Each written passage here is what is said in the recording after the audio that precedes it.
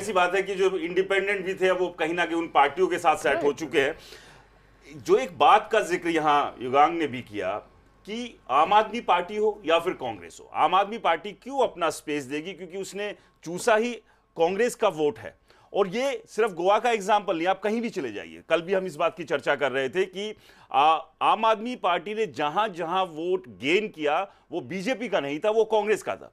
और दिल्ली चुनाव जो अभी हुआ उसमें कहीं ना कहीं कांग्रेस को यह बात समझ में आ गई थी कि आम आदमी के साथ जाना हमारे लिए सबसे ज्यादा घातक रहा है, क्योंकि वो तो हमारे ही कंधों पर चढ़कर ऊपर चढ़ती जा रही है। तो सबसे पहले आम आदमी पार्टी को। तो जो गठबंधन वाली बात कही है, तो संदीप जी क्या लगता है कि 2027 के विधानसभा चुनाव में क्या ये सारे के सारी पॉलिटिकल पार्टीज बैठकर गठबंधन पर बात करेगी, या जिस तरह से युगांक नाइक भी ये बात कह रहे हैं कि गठबंधन की कोई परिभाषा यहां पर है नहीं, और ये दिखता भी, क्योंकि अगर 2027 में गठबंधन के बारे में सोचते भी हैं तो मुख्यमंत्री का चेहरा कौन बनेगा, इसी पर लड़ाई होगी और इसी से सब कुछ टूट जाएगा। गठबंधन, जैसे योगांग ने भी बोला कि it has to be common minimum programme. अगर आप कॉमन मिनिमम प्रोग्राम नहीं बनाते हैं तो ऐसे होगा, दिवाली की रात देखो गठबंधन हो गया और सुबह खत्म गठबंधन, ओवरनाइट गठबंधन खत्म हो जाता है। क्योंकि यहाँ पे भी अगर कॉमन मिनिमम प्रोग्राम पे डिस्कशन हुआ था, अगर वो पॉइंट्स लिखे गए होते तो मुझे लगता कि ये गठबंधन आगे बढ़ता, इधर एंट्री नहीं लेता या वहां उसको एंट्री के लिए अलाउ ही नहीं करते। तो वो डिस्कशन मुझे लगता है कि वो पहले करने की जरूरत थी और उसके बाद हाथ ऊपर उठाने की जरूरत थी।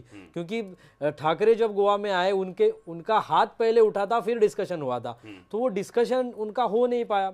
या आरजी के जो भी, आरजी ने अपना पहले से अपनी क्रेडिबिलिटी रखी है, जो उन्होंने पॉइंट्स रखे हैं कि लोकल के लिए ये करना है वो करना है, और it started from the assembly. अगर आप देखते हो तो असेंबली में पहले विजय सरदेसाई ने सपोर्ट किया आरजी को उनके मुद्दों पे, वहां से वो पॉजिटिव थॉट चला गया। और सेकंड आपको देखने मिला कि मोपा के वहां पे जब प्रोटेस्ट हुआ टैक्सी का, तो वहां मनोज परब और विजय सरदेसाई साथ में चले।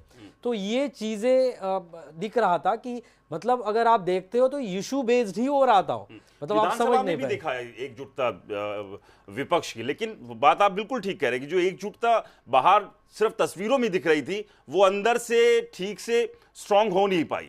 और अंत तक जब नॉमिनेशन का बिल्कुल लास्ट टाइम था, तब तक भी ये चर्चाएं थी कि शायद आज अलायंस हो जाए, कल अलायंस हो जाए, लेकिन वो चीजें रही नहीं। अभय मिश्रा जी, ये बताइए कि